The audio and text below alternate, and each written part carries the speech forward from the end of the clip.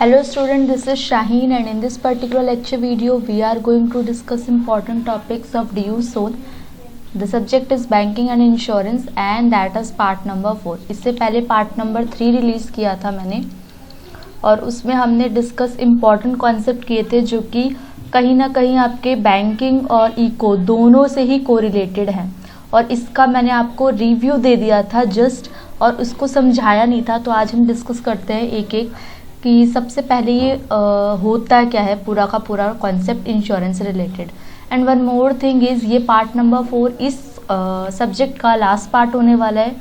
इसके बाद हम लोग IB इंटरनेशनल बिजनेस के वीडियोस, ऑर्गेनाइजेशनल बिहेवियर कोशिश करूँगी, इनके वीडियोस आप लोगों को प्रोवाइड करने की कोशिश करूँगी। तो आप लिंक रहिए चैनल के साथ। नाउ सबसे पहले टाइप्स ऑफ इंश्योरेंस होता क्या है। टाइप्स ऑफ इंश्योरेंस से पहले इंश्योरेंस समझो।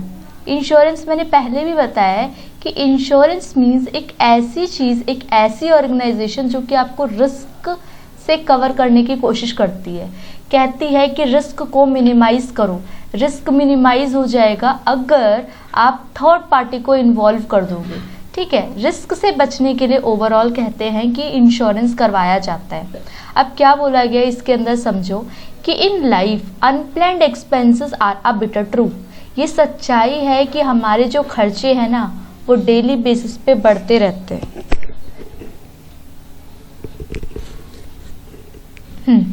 तो हमारे खर्चे जो कंटिंजेंसी है ना वो हमारी लगी रहती है, ठीक है। अनप्लैन्ड है वो कभी भी हो सकती है। तो हमें फाइनेंशियल सिक्योर रहना पड़ेगा। वो जो झटके लगते हैं हम लोगों को, चाहे वो मेडिकल आप बोल सकते हो, मेडिकल क्लेम बोल सकते हो, चाहे आप कोई इमरजेंसी बोल सकते हो, चाहे आप लाइफ से रिलेटेड बोल सकते हो, लेकिन जो लाइफ इंश्योरेंस होता है ना वो कभी भी मनी से कवर अप नहीं किया जा सकता। लेकिन बस ये कोशिश की जाती है कि जितना मिनिमाइज किया जा सके उसको मिनिमाइज किया जाए, रिस्क को, लॉसेस को मिनिमाइज किया जा सके। तो यहाँ पे ना 8 टाइप्स के इंश्योरेंस की बात करेंगे हम। Life insurance, motor insurance, health insurance, travel insurance, property insurance, mobile insurance, cycle insurance और बाइट साइज इंश्योरेंस। बेसिकली ये तो आप लोगों ने life insurance, LIC, motor insurance, health insurance कहीं ना कहीं थोड़ा बहुत आपने पढ़ा होगा। अब वन बाय वन डिटेलिंग करेंगे कि ये होती क्या है और ये मतलब बेसिकली कहना क्या चाहती हैं। लाइफ इंश्योरेंस का मतलब एक ऐसी पॉलिसी जो कि कवर करता है policy holder can ensure financial freedom of his her family member after death. उनकी डेथ के बाद अब उनकी फैमिली मेंबर्स को थोड़ा बहुत फाइनेंशियल सपोर्ट के लिए कहीं ना कहीं लाइफ इंश्योरेंस हम करवाते हैं। क्योंकि क्या होता है ना, कभी कभी एक ही मेंबर होता है जो कि जिसके ऊपर पूरा भार होता है घर का और वो पूरी की पूरी तरीके से अपनी फैमिली को मेंटेन करके चलता है फाइनेंशियली। लेकिन जब वो नहीं होंगे तो उनकी स्पाउस को, उनके चिल्ड्रन को कौन हैंडल करेगा। तो थोड़ा बहुत एक तरीके से फाइनेंशियली हेल्प हो सकती है। तो in such a event your death would financially devastated the whole family. Life insurance policy ये इंश्योर करती है that such a thing does not happen by providing financial assistance to your family in the event of your passing। मतलब ऐसा होता है कि कहीं ना कहीं फाइनेंस से रिलेटेड थोड़ा बहुत कोप अप किया जा सकता है। अब देखो जो आपके लाइफ इंश्योरेंस है उसके कई सारे प्राइमरी 7 टाइप्स होते हैं। अब आपको बेसिकली क्या करना है, आपको इतना घुसना नहीं है टॉपिक के अंदर, आपको बस टाइप्स कितने हैं ना वो याद रख लो। टर्म प्लान कौन सा होता है जो स्पेसिफिक प्लान के लिए किया जाता है, मान लो 40 साल। ये मैं ओवरऑल बता दे रही हूँ, इसमें डीपली जाने की ज़रूरत नहीं है बिल्कुल भी। आप लोगों से या तो पर्टिकुलरली प्लान के बारे में पूछा जाएगा, इंश्योरेंस के बारे में, या तो आपसे बोला जाएगा कि इंश्योरेंस को डिस्क्राइब करो। अगर आप इंश्योरेंस को भी डिस्क्राइब कर रहे हो तो इंश्योरेंस में उसके टाइप्स डिस्क्राइब हो सकते हैं, उसके फीचर्स डिस्क्राइब हो सकते हैं। और अगर आपसे पर्टिकुलरली इंश्योरेंस के बारे में पूछा जा रहा है तब आपको ये एनी हाउ काम करेगा। तो तो टर्म प्लान जो कि स्पेसिफिक ईयर्स के लिए होता है। इंडोमेंट प्लान कौन से होते हैं, जो कि मैच्योरिटी बेनिफिट्स, या तो डेथ हो गई अगर उसकी तो बेनिफिट प्रोवाइड करेगा, या जब वो क्लेम हो गया, मान लो 40 साल बाद उसका क्लेम हो गया, तो वो आपको मैच्योरिटी बेनिफिट दे देगा। ठीक है। यूलिप ये यूनाइटेड लिंक्ड इंश्योरेंस प्लान कौन से होते हैं, जो कि इंडोमेंट प्लान होते हैं। A part of your insurance premium go toward mutual fund investment, एक तरीके से आप म्यूचुअल फंड की तरह इन्वेस्टमेंट करते हो, जहाँ पे while the remaining goes toward the death benefit, एक तरीके का डेथ का बेनिफिट मिलता है आपको। होल लाइफ इंश्योरेंस मीन्स ऐसा आपने कवर किया जब आप जिंदगी भर 100 साल तक के हो जाओगे तब तक का आपका इंश्योरेंस हो गया। ठीक है। आप कुछ टाइम कुछ दे रहे हो उसमें, अगर आप 100 साल से पहले आपकी डेथ हो जाती है तो वो पूरा का पूरा जो भी उनका प्रोसीजर होगा उसमें आपको अमाउंट मिल जाएगी। चाइल्ड्स प्लान क्या होता है, investment cum insurance policy which provides financial aid for your children throughout their lives, बच्चों को जिंदगी भर के लिए। The death benefit is available as a lump sum payment after death of parents, parents की डेथ के बाद चिल्ड्रन को उसका बेनिफिट मिल जाएगा। अब मनी बैक क्या बोल रहा है, कुछ पॉलिसीज जो होती है वो कुछ सर्टेन पीरियड के लिए होती है। Plan sum assured after regular interval, उसको सर्वाइवल बेनिफिट कहते हैं। मनी बैक मीन्स कुछ टाइम पीरियड के लिए उसको फिल किया, रेगुलर इंटरवल के बाद आपको उसकी मनी बैक आनी शुरू हो जाएगी। रिटायरमेंट बेनिफिट्स क्या बोलते हैं, रिटायरमेंट प्लान जैसे कि पेंशन प्लान्स हो गए, आपने पॉलिसी में पैसे डालते गए और फिर आपको जब पॉलिसी होल्डर रिटायर होगा तब आपको लमसम अमाउंट इसकी मिल जाएगी। अच्छा, लाइफ इंश्योरेंस का बेनिफिट क्या है आप लोगों को पता नहीं होगा, लेकिन जब आप 80C टैक्स के अंदर बात करते हो ना, टैक्स इनकम टैक्स की बात करते हो, जब आपकी इनकम स्लैब रेट से क्रॉस करती है, स्लैब रेट को क्रॉस करती है, तो उसके अंदर आपको 80C और 10D ये दो 10D इन दोनों में बेनिफिट मिलता है आपको। मतलब कहीं ना कहीं अगर आप वो पैसा LIC वगैरह में इंश्योर करते हो तो आपको डिडक्शन मिल जाती है अमाउंट की। तो क्या कह रहे हैं कि टैक्स का बेनिफिट मिलता है, इससे हमें एक हैबिट होती है कि हाँ हमें इतना पैसा जमा करना ही करना है। ये फैमिली को फाइनेंशियली फ्यूचर को सिक्योर करता है और हेल्प करता है कहीं ना कहीं। अगर आपने रिटायरमेंट बेनिफिट ले रखा है तो रिटायरमेंट में आपको हेल्प करेगा। मोटर इंश्योरेंस नाम से ही क्लियर है कि मोटर इंश्योरेंस वो होता है जो कि फाइनेंशियल असिस्टेंस प्रोवाइड करता है। अगर आपके जो भी आपका मोटर कार है, बाइक है, उनको किसी तरीके से एक्सीडेंट वगैरह से इंश्योर करने के लिए, जैसे कि कार का इंश्योरेंस होता है, कार का 4 व्हीलर, फिर उसके बाद 2 व्हीलर का इंश्योरेंस होता है जैसे बाइक हो गई, स्कूटर हो गया, फिर उसके बाद कमर्शियल व्हीकल्स जैसे कि आपके if you have own vehicle जो कि कमर्शियली पर्पस के लिए आप काम कर रहे हो, ठीक है, तो ये हो गया आपका बिजनेस ऑटोमोबाइल्स वगैरह हो गए, वो कमर्शियल व्हीकल इंश्योरेंस के अंदर आते हैं। 3 कैटेगरी बना दी, कार इंश्योरेंस जिसमें 4 व्हीलर, 2 व्हीलर और फिर इन्होंने जो कमर्शियली यूज वगैरह होते हैं व्हीकल्स वो। फिर उसके बाद third party liability, motor vehicle के लिए मोटर इंश्योरेंस पॉलिसी 3 टाइप की नेमली होती है। थर्ड पार्टी लायबिलिटी देखो कैसे समझते हैं उसको, क्या कह रहे हैं, जो तो थर्ड पार्टी लायबिलिटी होती है ये most basic type insurance cover करती है इंडिया के अंदर, और मिनिमम मैंडेटरी रिक्वायरमेंट जो है वो इस व्हीकल के हिसाब से होनी चाहिए। Due to the limited financial assistance premium of such policy also tend to be low, इसका जो मिनिमम प्रीमियम होता है वो कम होता है, और ये जो इंश्योरेंस होते हैं वे only pay financial liability to the third affected in this said mishappening हो जाती है अगर, तो उसको फेस आउट करने में कहीं ना कहीं हेल्प करती है या उसको रिपेयर करने में, ठीक है। अगर मान लो आप जिस अलग अलग तरीके के वो कराते हो, जैसे कि कॉम्प्रिहेंसिव कवर का मतलब अगर आप third party liability comprehensive insurance plans of a better protection and security apart from covering third party liability, these plan also cover the expenses, क्या क्या कवर करते हैं, ये खर्चे कवर करते हैं, रिपेयरिंग डैमेजेस से रिलेटेड, और ऑफर करते हैं ऑफर पे out in case of vehicle sustain damage हो जाता है, मैन मेड या नेचुरल कैलेमिटी हो जाती है तो आप कॉम्प्रिहेंसिव कवर लोगे। और ओन डैमेज कवर कौन सा होता है, अगर आप the vehicle must be brand new and not second hand one, second hand गाड़ी की बात नहीं करते यहाँ पे, नॉर्मल किसकी बात करते हैं, जब हम जब आप मोटर व्हीकल वगैरह लेते हो उनकी बात करते हैं। फिर इन्होंने बोला third party liability motor insurance policy in place with own damage cover, you basically receive the same benefit. कितना बेनिफिट मिल रहा है, सेम बेनिफिट मिल रहा है as a comprehensive policy holder, वैसे ही बेनिफिट मिलता है जैसा कॉम्प्रिहेंसिव कवर, लेकिन उसमें सेकेंड हैंड्स वगैरह गाड़ियों में नहीं मिलता। इसके फायदे क्या क्या है, फिर देखो लीगल हैसल मतलब लीगैलिटी से आप बच जाओगे, meet all the third party liability, आपको सारी की सारी वो मिल जाएगी, बेनिफिट मिल जाएगा जब आप अगर इंजरी हो गई है वगैरह तो। Financial assistant to repair your own vehicle, अपनी व्हीकल को रिपेयर करने का एक तरीके से आपने इंश्योरेंस करा रखा है तो आपको एक्स्ट्रा उसके लिए खर्चों की ज़रूरत नहीं है।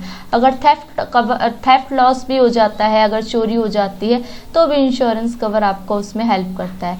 हेल्थ इंश्योरेंस कौन सा होता है, जो हॉस्पिटल ट्रीटमेंट से रिलेटेड होता है, जैसे कि आप पेशेंट को जब कहीं ना कहीं पेशेंट से रिलेटेड बात होती है, हॉस्पिटलाइजेशन से रिलेटेड बात होती है तो डिस्चार्ज के टाइम पे जितना भी अमाउंट होता है आपका वो हेल्थ इंश्योरेंस, जो भी इंश्योरेंस वगैरह कंपनी होती है उससे ही कट आउट कर लिया जाता है।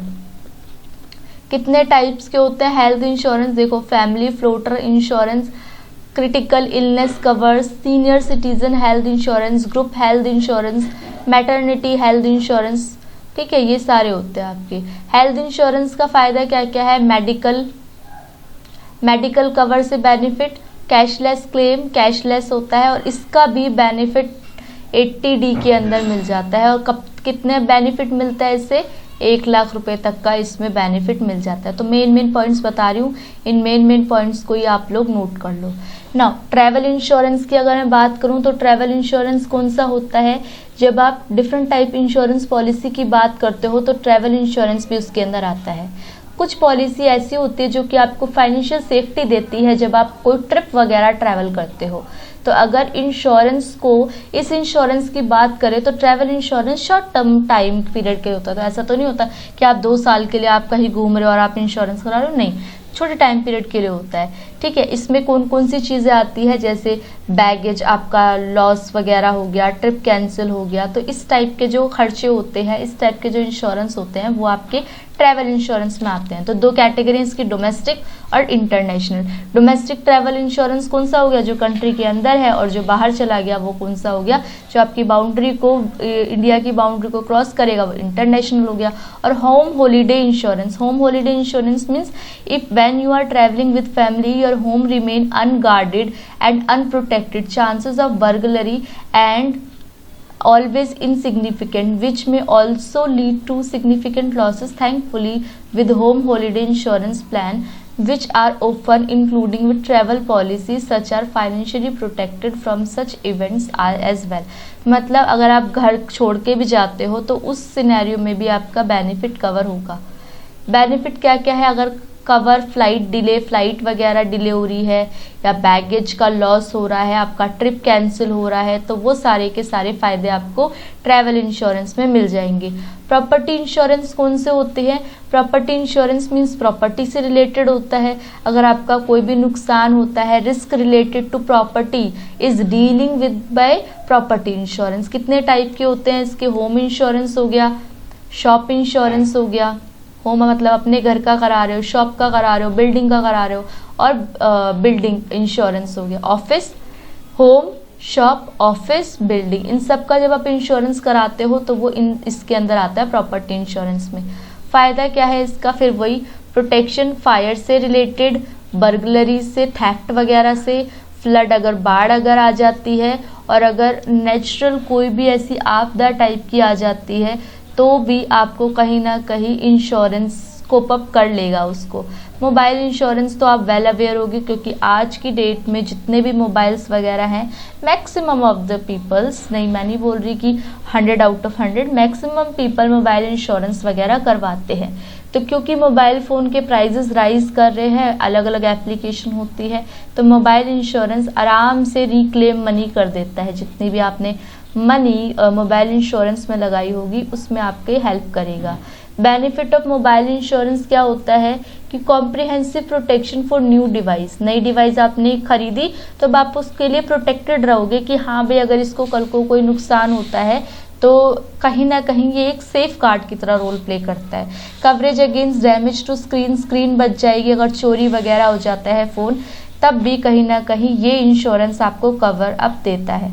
साइकिल इंश्योरेंस, साइकिल इंश्योरेंस भी आजकल लोग पता नहीं करवाते हैं, लेकिन साइकिल इंश्योरेंस लिखा है तो एक बार इसको पढ़ लेते हैं। Cycle insurance policy insure that you have access to necessary fund should your bicycle undergo, अगर कोई भी एक्सीडेंटल डैमेज या थेफ्ट हो जाती है तो आपको बाईसाइकिल से बच आपकी जो बाईसाइकिल है उसको कवर अप कर लेगी, जैसे कि वर्ल्ड वाइड कवरेज प्रोटेक्शन देगी फायर वगैरह से।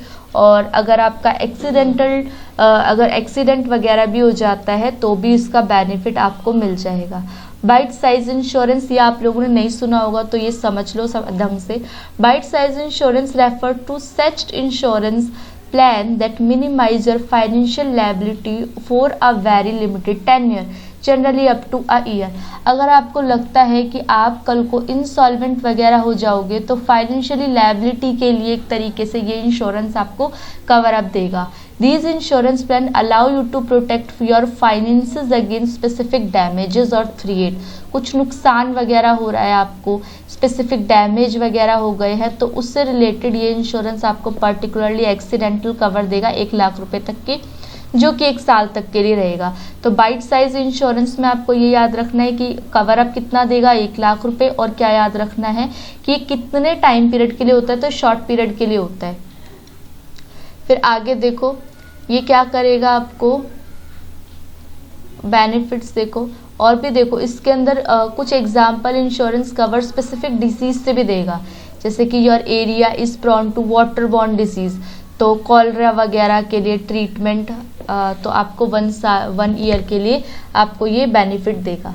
तो the premium benefit of bite size insurance policy is that it allow you to avail financially protection, very limited price के लिए प्रोटेक्शन आपको देगा।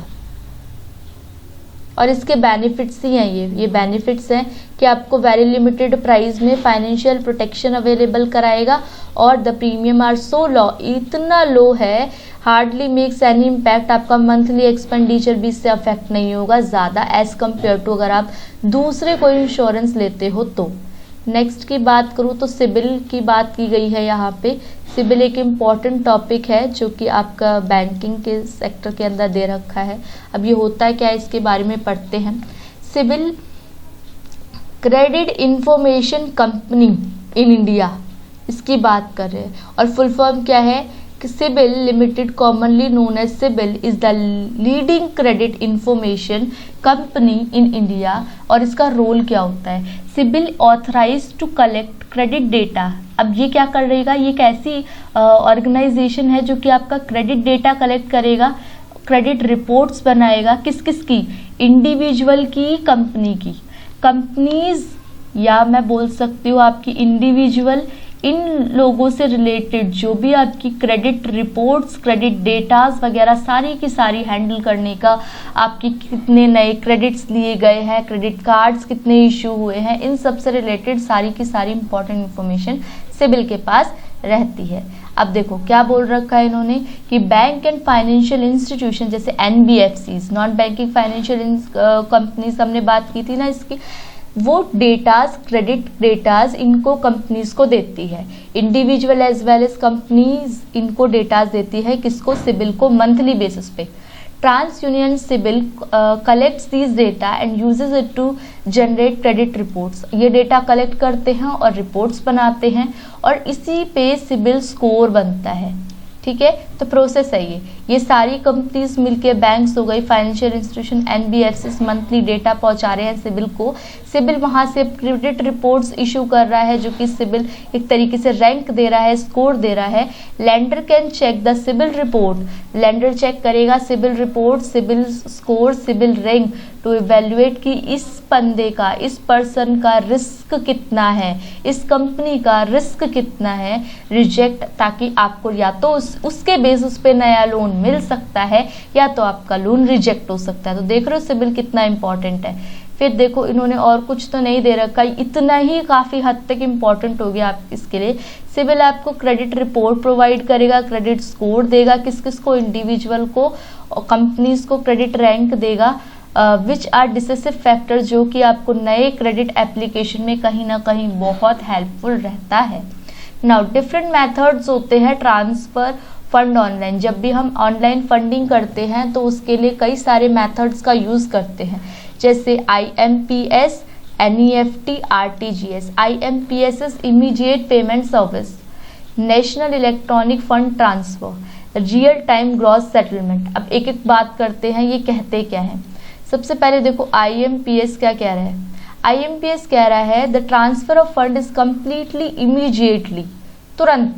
अभी पैसा ट्रांसफर किया, यू कैन ट्रांसफर मनी 24/7, तुरंत पैसा आपके अकाउंट में पहुंच जाएगा। By MPS can collected by using internet banking के थ्रू हो सकता है, मोबाइल बैंकिंग के थ्रू हो सकता है। Various digital banks in India, काफ़ी सारे बैंक्स IMPS की सर्विस ग्रैंड अप करते हैं, देते हैं। और transfer money depending on the bank, the transaction charges अलग अलग हो सकते हैं इसके। NEFT क्या होता है, you can transfer fund from one bank branch to another bank branch. एक बैंक की ब्रांच से दूसरी बैंक की ब्रांच में आप ट्रांसफर कर सकते हैं, that is participating under the scheme. However NEFT transaction ज़्यादा टाइम लेती है as compare to IMPS। Hopefully ये समझ आता जा रहा होगा आपको। RTGS की बात करते हैं। RTGS is another payment mode that occur in real time that a gross basis RTGS। RTGS main है, हायर वैल्यू ट्रांसफ़र के लिए यूज़ की जाती है और ये भी इमीडिएट क्लियरेंस देती है। RTGS transaction can be completed only during hours. कुछ लिमिटेड टाइम फ्रेम्स होते हैं, उसी के अंदर RTGS की पेमेंट को क्लियर आउट किया जाता है। चलो अब बात करते हैं कितना इसमें मिनिमम ट्रांसफर हो सकता है। NEFT में 1 रुपया भी हो सकता है, RTGS में ज़्यादा अमाउंट और IMPS में 1 रुपये भी हो सकता है। ठीक है, तो समझ रहे हो, 1 रुपये तभी इन्होंने बोला था इसमें हायर अमाउंट होती है। मिनिमम कम से कम इतना तो होगा ही होगा। आगे देखो मैक्सिमम ट्रांसफ़र, कितना मैक्सिमम ट्रांसफ़र कर सकते हैं। इसके अंदर कस्टमर के सेगमेंट के ऊपर है, कोई अपर लिमिट नहीं है, कितना भी ट्रांसफ़र कर सकते हैं और इसमें कह रहे हैं 2 lakh. Time of settlement, batches, कुछ बैचेस होते हैं, उसके बाद 1-on-1 एक, और इसमें भी एक सेटलमेंट में सारी की सारी किया जाता है, तभी NEFT में ज़्यादा टाइम लगता है। स्पीड ऑफ सेटलमेंट, कितने से कितना टाइम लग सकता है, इसमें इमीडिएटली होता है, इसमें भी इमीडिएटली होता है, इसमें 2 घंटे लग जाते हैं। ठीक है, 2 आवर्स लग जाते हैं। सर्विस अवेलेबिलिटी 24/7 ये बोला था ना अभी, आवर्स के अंदर, डिपेंड्स ऑन आवर्स। ये ऑफलाइन ऑनलाइन दोनों हो सकते हैं, ये भी दोनों हो सकते हैं, लेकिन जो IMPS है ये आपका ऑनलाइन ही होता है। चलो आगे डिस्कस करते हैं, अगर इससे रिलेटेड कुछ इंपॉर्टेंट चीज़ें हैं तो देखो क्या बोल रखा है। Important timing to consider before initiating a fund transfer.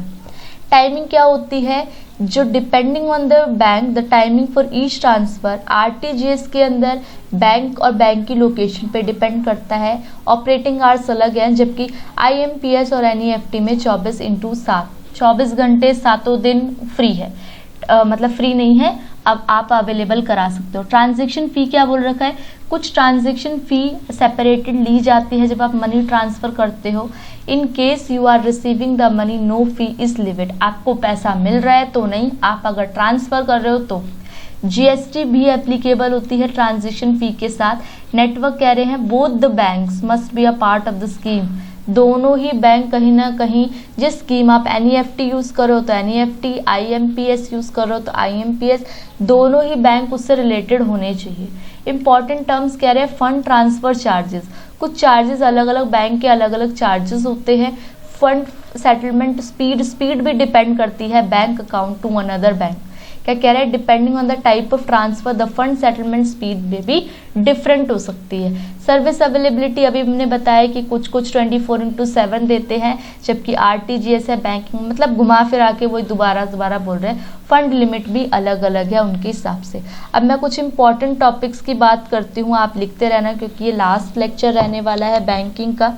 I didn't think so कि मैं उसके बाद बैंकिंग का कोई लेक्चर लेने वाली हूँ, तो आप लोग कुछ जो इम्पोर्टेंट टॉपिक्स हैं वो लिख लो एग्ज़ाम के पॉइंट ऑफ व्यू से, जो कि अकॉर्डिंग टू मी आपको प्रिपेयर करके जाना चाहिए। थोड़ा बहुत मैं जिस्ट दे देती हूँ। जैसे demat account, demat account important है आपके एग्जाम पॉइंट ऑफ व्यू से। अब ये होता क्या है थोड़ा सा समझो। डीमेट अकाउंट डीमैटेरियलाइजेशन अकाउंट होता है जो कि शेयर सेल और परचेज के लिए काम किया जाता है। जैसे कि मान लो मैं शेयर को खरीद रही हूँ, शेयर को बेच रही हूँ, तो मैं ऐसे ही अकाउंट को साथ लिंक नहीं कर सकती। मुझे एक अकाउंट डीमेट अकाउंट खुलवाना पड़ेगा और वहाँ पे मैं जाके अपना इजीली शेयर्स वगैरह ट्रांसफ़र कर सकती हूँ। और जो डीमेट अकाउंट में जो शेयर्स वगैरह होते हैं वो इलेक्ट्रॉनिक फॉर्मेट में हो जाते हैं और इजीली मैं बच सकती हूँ पेपर लॉस वगैरह से। ठीक है, तो ये आपका डीमेट अकाउंट आपको पढ़ के जाना ही जाना है, ये ध्यान रखना।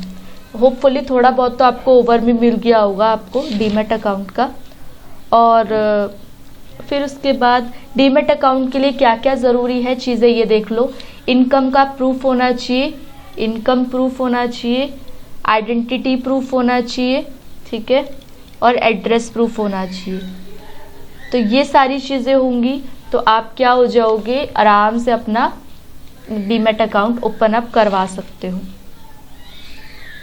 फिर उसके बाद और कुछ इम्पॉर्टेंट चीज़ें जैसे कि कस्टमर सर्विस जो कि बैंक देता है। एक ओवरव्यू बताना है, क्वेश्चन आ रखा है, given an overview of customer service offered by bank to its customer. वो कौन कौन से फैसिलिटीज़ होती है जो कि बैंक अपने कस्टमर को प्रोवाइड करता है।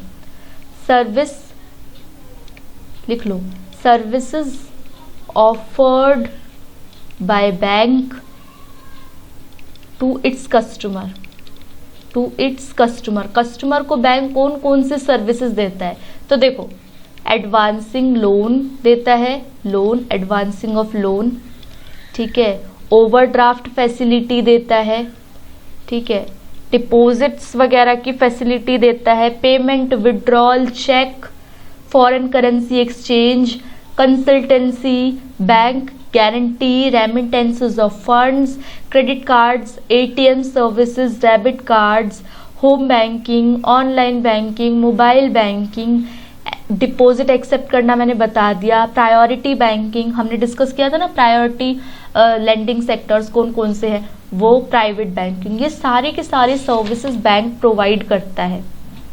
ठीक है, और भी हमने इसमें फॉरेन बैंक वगैरह की बात की थी। अच्छा, जो बच्चे बैंकिंग की क्लास देख रहे हो वो सारों के लिए जो मैंने एक फाइनेंशियल सब्जेक्ट करके फाइनेंशियल इंस्टीट्यूशन वाला, फाइनेंशियल मार्केट एंड इंस्टीट्यूशन करके एक लेक्चर डाला है, वो भी इम्पॉर्टेंट है क्योंकि उसके अंदर भी मैंने एनी हाउ आपको प्राइमरी मार्केट, सेकेंडरी मार्केट बता रखा है, तो वो सारा का सारा आप लोग गो थ्रू करना। ठीक है, वो बहुत इम्पॉर्टेंट है। उसके बाद आपको एक और जो इम्पोर्टेंट पॉइंट आएगा जैसे कि मर्जर और एक्विजिशन, ये वर्ड भी देख लो, मर्जर एंड एक्विजिशन। देखो ये कोई इम्पोर्टेंट टॉपिक्स नहीं, मैंने ऑलमोस्ट आपका सारा का सारा सिलेबस कंप्लीट करवाया है बैंकिंग का।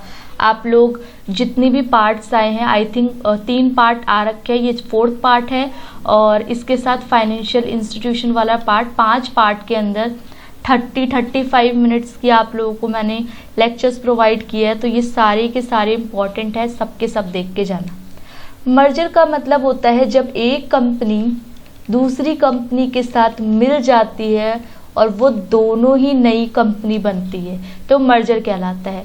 और एक्विजिशन का मतलब होता है जब एक्वायर कर लेती है, एक फर्म दूसरी फर्म को पूरी तरीके से एक्वायर कर लेती है। जो छोटी फर्म हो गई, ए फर्म ने बी फर्म को एक्वायर कर लिया, अपने कब्जे में ले लिया, तो ये आपकी क्या आ जाती है, कह सकते हो आप, मर्जर और एक्विजिशन आती है। और जो इसमें इम्पोर्टेंट होने वाला है that is capital requirement. Capital requirement,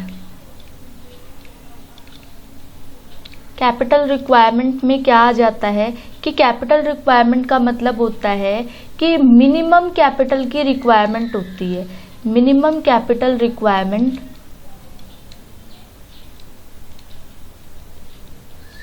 on entry may generally be in line with those that would be prescribed for the new private sector bank। जब आप नए प्राइवेट सेक्टर बैंक के अंदर एंटर करते हो तो आपको कुछ न कुछ कैपिटल रिक्वायरमेंट की, मिनिमम कैपिटल रिक्वायरमेंट की ज़रूरत पड़ती है, जो कि कहीं ना कहीं आपकी कैपिटल एडिकेसी रेशियो से रिलेटेड होती है। अब ये कैपिटल एडिकेसी रेशियो क्या है? कैपिटल एडिकेसी रेशियो का मतलब कुछ एक ऐसी आपको परसेंट मेंटेन करनी पड़ेगी जो कि कहीं ना कहीं आपको रिस्क वेटेड असेट से रिलेटेड होगी। रिस्क वेटेड असेट मीन्स आपके पास कितनी कैपिटल है कितनी कैपिटल है विद रिलेटेड टू आपके पास रिस्क वेटेड असेट कितने हैं, खतरे वाले असेट्स। तो उसके बेसिस पे आपकी कैपिटल एडिकेसी रेशियो मेंटेन करनी पड़ती है। और कैपिटल रिक्वायरमेंट का मतलब वो मिनिमम पैसा जो कि बैंक्स वगैरह को मिनिमम आपको मेंटेन करके रखना पड़ता है, वो आपका कहलाता है कैपिटल रिक्वायरमेंट। आप इसको और गो थ्रू कर सकते हो अच्छे से।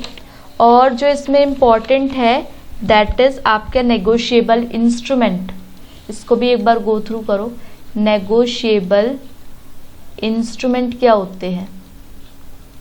नेगोशिएबल इंस्ट्रूमेंट्स का मतलब होता है कि कहीं ना कहीं वो सारे इंस्ट्रूमेंट जो कि पेपर मनी की जगह पे यूज़ किए जाते हैं, जैसे कि आपका बिल ऑफ एक्सचेंज है, ठीक है, और प्रॉमिसरी नोट है, और आपके चेक्स हैं। तो ये सारे आपके कौन से होते हैं जो कि आपके नेगोशिएबल इंस्ट्रूमेंट की जगह पे काम किए जाते हैं। अब आप ये ध्यान देना कि नेगोशिएबल इंस्ट्रूमेंट कौन सा सेक्शन है? 1881। इसमें ये तीनों आते हैं। और जो चेक वाला सेशन है ना, चेक वाला, उसके अंदर 3 पार्टी होती है। कौन कौन सी? ड्रॉअर, ड्रॉई और पेई। ड्रॉअर कौन हो गया? जो कि बिल बनाता है। ड्रॉई कौन हो गया? बिल मीन्स चेक, जो चेक बनाता है, चेक मेकर हो गया, जो चेक को बनाता है और चेक जिसके पेमेंट मिलती है जिसको, वो ड्रॉई हो गया। और पेई जो कि पेमेंट करता है। ड्रॉअर जो कि चेक बनाता है, drawee the person who is directed to make the payment against cheque, cheque की पेमेंट करता है। और पेई जिसको पैसा मिल रहा है, वो 3 पार्टी हो गई। मेंशन चेक पे जिसका नाम मेंशन है, भाई इसको इस इंसान को पैसा मिलने वाला है। अच्छा, टाइप्स ऑफ चेक्स भी पढ़ के जाओगे आप लोग। टाइप्स ऑफ चेक्स कौन से होते हैं, ठीक है। टाइप्स ऑफ चेक के अंदर open cheque, order cheque, crossed cheque, antedated cheque, post dated cheque, stale cheque, mutilated cheque. अब अगर मैं इन सब चेक्स के टाइप्स को डिस्कस करूंगी तो लेक्चर बहुत ज़्यादा बड़ा हो जाएगा। तो आप लोग, वैसे तो आप लोगों को मैंने ऑलमोस्ट सब कुछ बता दिया है। अगर फिर भी कोई डाउट होता है, पर्टिकुलरली मुझे काफ़ी सारे डाउट्स मिलते हैं बैंकिंग लेक्चर से रिलेटेड, पर्टिकुलर अब आप टॉपिक को डिस्कस, मतलब टॉपिक को कमेंट करना है कि ये टॉपिक के अंदर हमें डाउट है। तो जहाँ 5 to 6 डाउट्स आप लोगों के हो गए, मैं लेक्चर लेके आ जाऊँगी। ऐसा नहीं है कि अब मैं बैंकिंग से बिल्कुल भी दूर हो जाऊँगी, ऐसा कुछ नहीं है।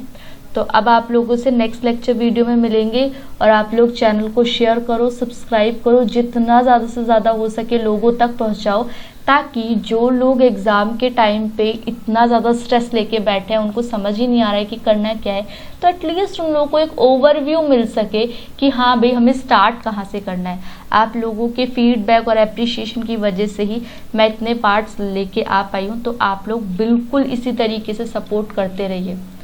Thank you for watching. और टेलीग्राम चैनल का लिंक ज़रूर से मैं पिन कर दूँगी ताकि आप लोग उसको गो थ्रू करना। और अगर इससे रिलेटेड जो भी PDF वगैरह है वहाँ पे मैं प्रोवाइड करती जा रही हूँ। नेक्स्ट लेक्चर वीडियो में मिलेंगे, तब तक स्टे ट्यून्ड और ज़्यादा से ज़्यादा शेयर करो, जैसे कि मैंने बोल ही दिया। Thank you for watching, be happy.